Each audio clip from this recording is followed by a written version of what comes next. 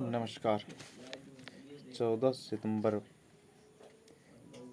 हिंदी दिवस की हार्दिक शुभकामनाएं। हिंदी दिवस के इतिहास के बारे में पहले जानें। हिंदी भाषा पूरी दुनिया में तीसरी सबसे ज़्यादा बोली जाने वाली भाषाओं में से एक है। एक रिपोर्ट आया था जिसके अनुसार हमारे देश में लगभग 70% लोग हिंदी भाषा को आसानी से समझते, पढ़ते, बोलते और लिखते हैं।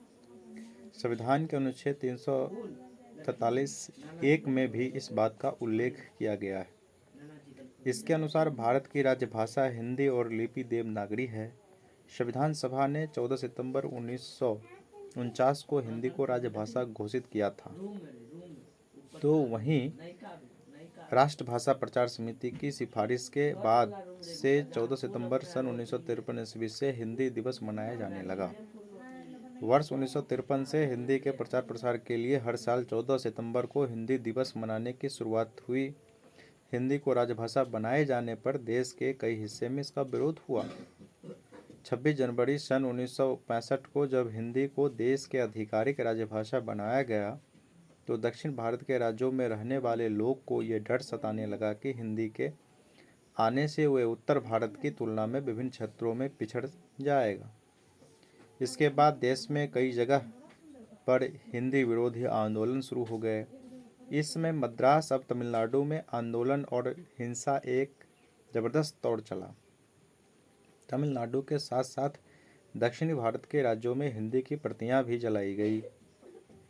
दंगे भड़क उठे थे। आज़ादी की लड़ाई के बाद भी एक राष्ट्र एक भाषा भी की मांग उठती रहती थी। कई नेताओं ने हिंदी को देश के संपर्क भाषा बनाने के लिए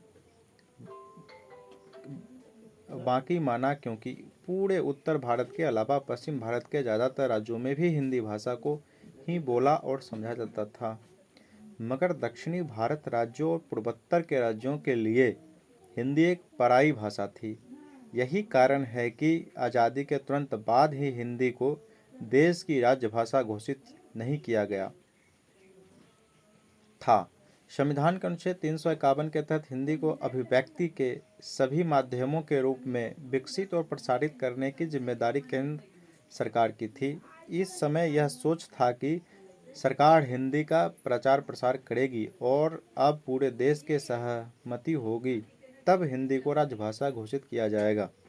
जब अंग्रेजी भाषाओं को आधिकारिक भाषा के तौर पर हटाने का समय आया तो देश के कुछ हिस्से में इसको लेकर भी विरोध प्रदर्शन हुआ। सबसे ज़्यादा दक्षिण भारत राज्यों में हिंसक प्रदर्शन हुआ। तमिलनाडु में जनवरी सन 1965 में भाषा विवाद को लेकर दंगे भड़क उठे।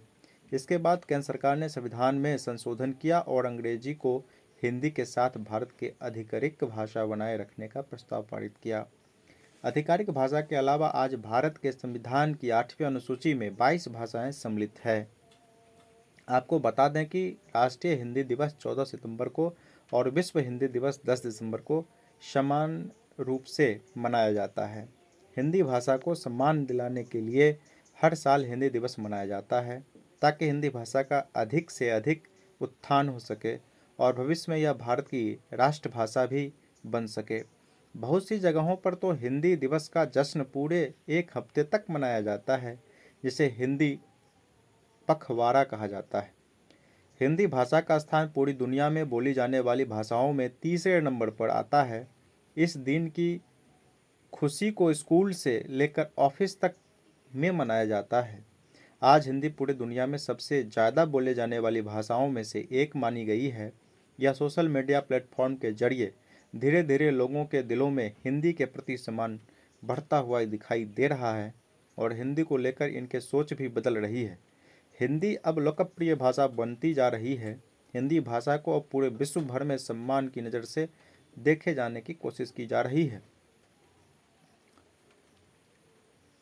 और पसंद भी किया जा रहा है। विश्व की सबसे बड़ी कंपनियां जैसे गूगल, फेसबुक आदि भी हिंदी को बढ़ावा देने का काम कर रही है। इसी चंद शब्दों के साथ हिंदी दिवस को हार्दिक शुभकामनाओं देते हैं। भारत माँ के भाल पर सजी स्वर्णिम बिंदी हूँ। हिंदी कहती है, भारत माँ के भाल पर सजी स्वर्णिम बिंदी हूँ, मैं भारत की बेटी आपकी अपनी हिंदी हूँ। मैं भारत की बेटी आपकी अपनी हिंदी हूँ। हिंदी दिवस की हार्दिक शुभकामनाएं। आचार्य गोविंद कुमार झा।